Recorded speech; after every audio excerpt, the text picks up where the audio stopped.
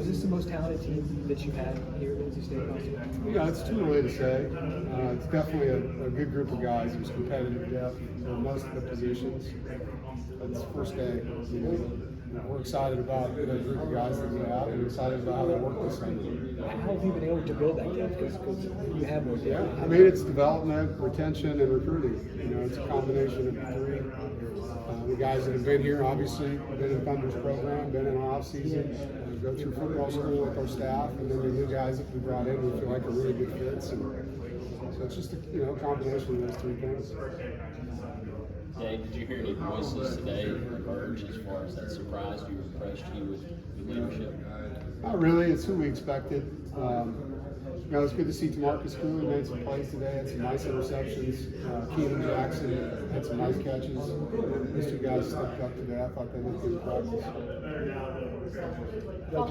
Get some word on Friday's victory day. We want to talk about that, get that out there.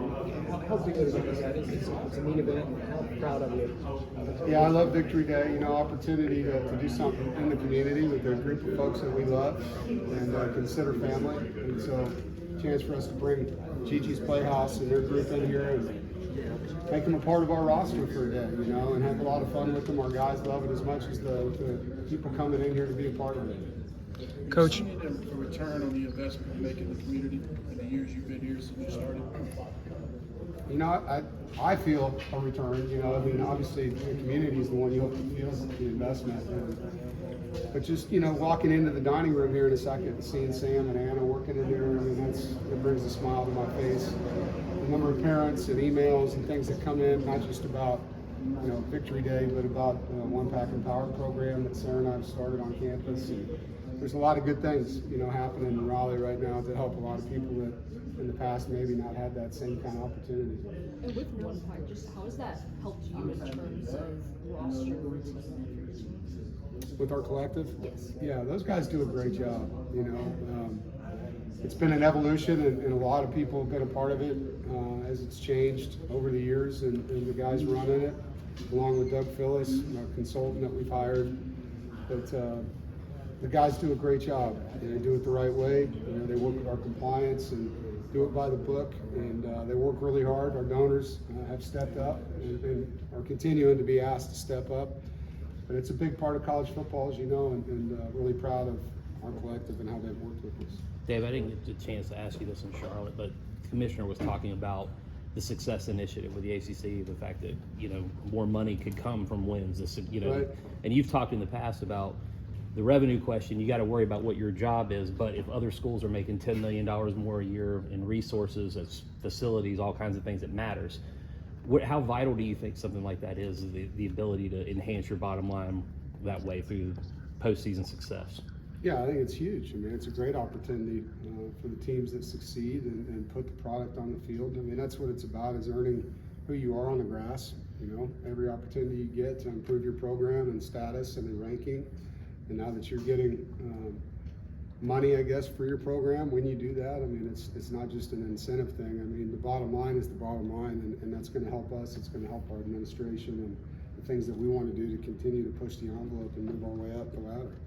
You mentioned in Charlotte how you always look at the roster. What was it about the roster coming out of January that led to wanting to get some transfer defensive backs? Just felt like we were young in some spots. Boykin's still out from the bowl game, and just wanted to add some guys with experience. As you know, we lost some last year, and getting some guys in that have played significant snaps, and particularly trying to find guys that have played Power 5 football that were ready for what was coming with our schedule. So it felt like we did a great job. The guys in the recruiting office really do a phenomenal job identifying guys, getting our coaches involved, and then recruiting them and their families the right way, and educating them on what NC State has to offer. Every year for the past few years now, you've had more and more new faces that you've had to integrate into the program and the system. How have you kind of adjusted how you go about things and making that happen? Yeah, in January when I walked in the team room, there was 40 some new guys, and so I knew, and I told the guys right there, we got a lot of work to do, and it wasn't just football, it was getting to know each other. And so we've built the calendar a certain way where guys have a chance to really talk in front of the team, where they can get up and tell their story, where guys can learn a lot about a player, that hasn't been here in his journey. Sometimes you take that for granted, and these guys are 3, 4, 5 years into college football, and the glue of your roster is what helps you win games. When you get into those adverse situations, are they going to play for each other, or I don't really know these guys, and so we did some things in the off season. Our whole team went to Camp Rockfish and did an overnight. It was a great team building, 48 hours for our guys, and our position coaches do a lot of things with them, but I've been really intentional because of the numbers of making sure these guys aren't strangers and that they're brothers. They were just talking to Sean Brown, just his move, just how big can he be at his new position? How has he adapted to that position? Really well. He's a smart football player. In game last year, we had to move him there when Peyton was out. In the Clemson game, he had 8 tackles, I think, in the fourth quarter. So he showed us that he can play there in a game. But he's built for it. He can run. He's physical. He's got really good instincts, vision. He understands Coach Gibson's defense and what he wants. So that position has to have a guy in it that can really run and erase things, and Sean's built for that.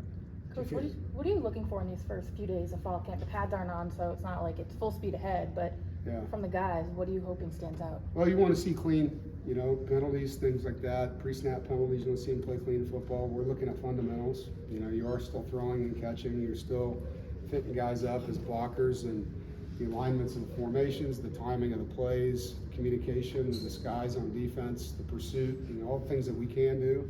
That's what we're looking for. Any battles or competitions at positions you're looking forward to seeing here over the next 2 weeks? Yeah, on the offensive line, there's some competition there. Looking forward to seeing that at the guard positions and position, left guard in particular. And there's some really talented young receivers, and just want to see how they come along and what they can do to help, in some spots. On defense, obviously, we brought in some older DBs, and there's a competition there. And so, every day these guys have an opportunity to your film is your resume.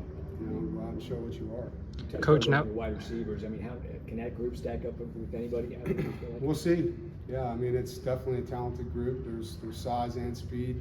There's guys that can really catch the football and run, and our testing numbers were good in the receiver position. We had a lot of guys that showed up and ran well, so we're excited about what's there. But we haven't played football with these guys yet. We're just out there in helmets. Coach, now that you're able to have unlimited on-the-field staffers, have y'all hired anyone new or adjusted titles for anybody? No, we haven't. No, okay. We've got what we got, I guess you would say, and the guys are all working hard and have their roles, and they're doing a good job. Cool. How does that help in coaching development with younger staff members able to get on the field and get their hands on with the players? It helps a lot. I think in this profession, you never know when you're going to lose people, and being able to train, not just on the field coaches, but in the recruiting office, train young guys, and when you have people leave, someone there that's ready to step in, that knows how to do things, knows how we do things, understands what the program and the culture is all about. So I always look at trying to elevate first, within the program, and so having that lineage of people helps. Yeah. There's a lot of talk about walk-ons and the 105 number, and then you see somebody like Matthew McCabe. What is inspirational about his story and where he's come from? Yeah, I'm really proud of Matt. Matt's worked really hard. He does everything we ask him to do. He plays really hard. He trains really hard. He handles himself well in the community, in the classroom, and it's a great story.